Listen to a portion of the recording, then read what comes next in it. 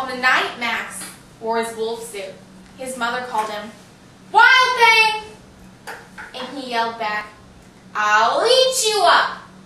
So, his mom sent him to bed without dinner. Well, that night, his room grew and grew and grew into a forest. The ceiling hung with vines, and the walls turned into the whole world.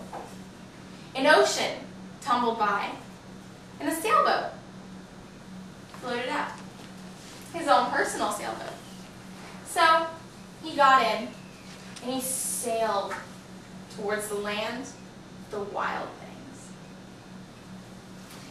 As he was coming up on the shore, the wild things ran up. They roared their terrible roars and gnashed their terrible teeth and showed their terrible claws and rolled their terrible eyes. Well, naturally, Max wasn't afraid.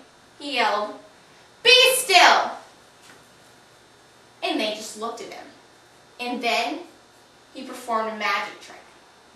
He stared them in the eyes, their big yellow eyes, and didn't blink. So, they were really scared. They said, "Oh no, Max, you are the wildest of all."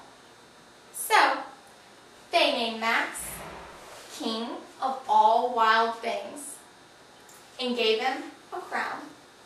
So, he said, "Let the wild rumpus start." And they danced and yelled and swung through trees.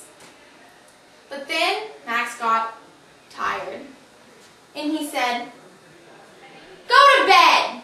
And he sent them to bed without dinner. Then Max started thinking, he really wanted to be somewhere where he was loved. And he was getting a little bit hungry. So, all of a sudden, he lifted his nose and he smelled the most amazing smell ever. His mom's chicken. It was coming from all the way across the world, past the wild beast lands. So, Max said, "I'm going home." And the wild thing said, "No, we love you. Stay here." They roared their terrible roars, and they gnashed their terrible teeth, and they rolled their terrible eyes. They didn't want Max to go, but he said, "No." And he sailed all the way back home.